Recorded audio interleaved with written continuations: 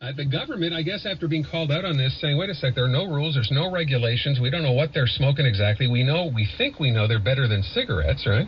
Because they don't necessarily contain all those ingredients, but there are some, there's some nicotine, I think, in some. And the government's deciding, well, maybe it is time to step in and look at what we're doing here and start, putting some regulations in. Patrick Sinai is co-owner of VapeKing. I guess that stands for VaporKing, on Sherbrooke Street near DeCarry. Patrick, how long have you been in this business? We've been open here for over 2 months, about 10 weeks now. Okay, and what possessed you to get into this business to begin with? Well, it started off that me and my two partners were heavy smokers, and we picked up this habit to try and quit, and immediately quit smoking. That was our experience. So we said it's such a great product, such a great idea, so we wanted to go into a venture and try to do it together. So now, and that's the interesting part, is this whole idea behind e-cigarettes was basically originally for people who were smoking regular cigarettes as a way to sort of wean them off the tobacco and smoke this instead, right? Yeah, basically that's the way that it worked. It started off in China. It was a scientist, and his father passed away due to smoking-related issues and health issues. And so he invented this device, and this device has been around for 15, 16 years now. And it's obviously the technology has evolved, and the delivery system is much better nowadays. And it's just taken off lately. It's just been around with this new technology. It's taken off, and people are really getting onto it. So, but now the idea behind the original cigarette, the e-cigarette, was the fact that there were no flavors or anything. You were just inhaling basically warmed smoke. Were you getting nicotine in this as well? Yeah, so from the get-go, it was always developed to have the nicotine, because if you look at the studies, nicotine is not really what kills you in the regular, what we call in the industry, analog cigarette. It's basically everything else associated with it, so the tar, the cyanide, all the combustion chemicals from burning, the tobacco, the paper. And so this is a device that actually doesn't have any of that, and which you can choose. In a regular cigarette, an analog cigarette, you can choose. The nicotine is in there, along with all the other chemicals. You can't really downgrade on it. On this, you could actually have it with no nicotine, so you're basically just inhaling vapor. And that's actually the idea. The idea is that if you're currently a smoker, you could move over to something that's along these lines that does have some nicotine, slowly, gradually wind off of it, and then not be addicted to nicotine anymore, but you still have that habit, which is what smokers really are addicted to, the nicotine and the habit of bringing something to your mouth and inhaling it. So basically we're talking about it's like a patch in a sense.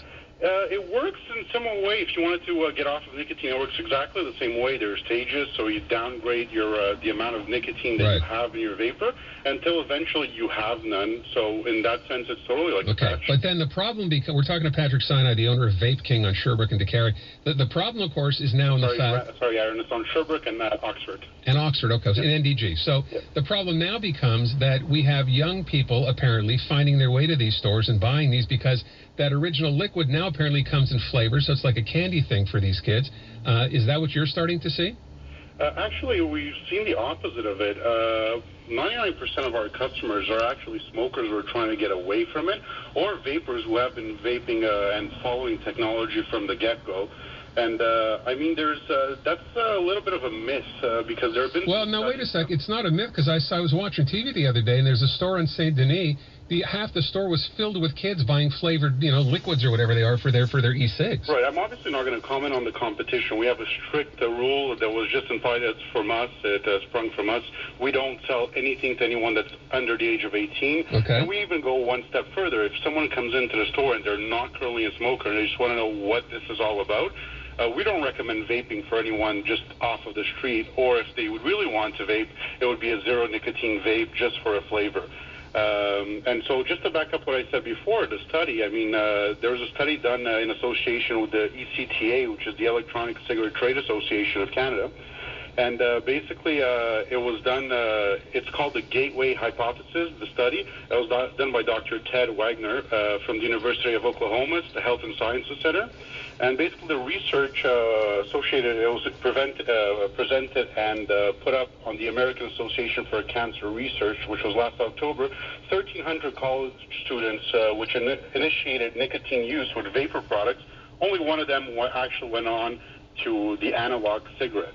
And so these are already people that were interested in that nicotine, that aspect. Maybe their parents smoked, maybe they thought it was a cool thing, but it wasn't a gateway product. It didn't lead them to cigarettes. But that aside, now the government here, Quebec government's deciding to step in. The public health minister's thinking of slapping new restrictions on this, including, by the way, banning them in bars altogether. What do you think of that?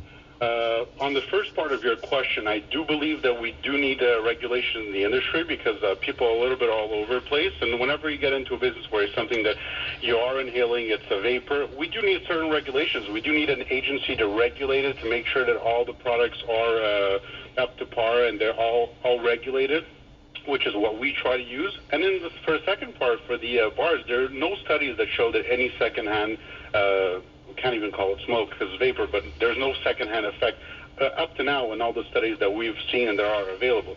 So I don't really know about preventing people from using them indoors. I think it will eventually come to that in many places just because people don't want to have vapor going on. The casino of Montreal has already implemented that. They claim it's for security reasons because of their camera systems and all that. But I think that there has to be regulation. As far as banning it in bars or elsewhere, I don't really think that it's something that we can judge right now. There's no research to back it up. Just as a last question, I got 30 seconds here. The liquid that you're actually smoking, whether it's flavored or not, what is it? Where does it come from?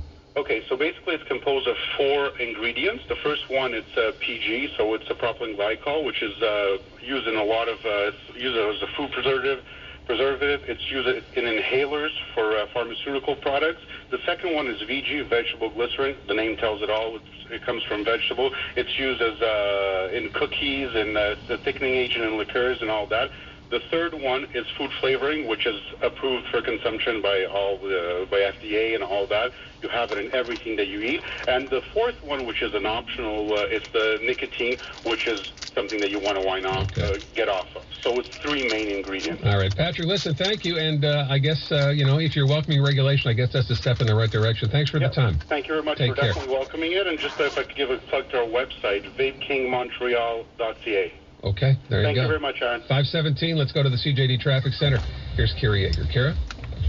I want to start off by mentioning that we have some big wait times down at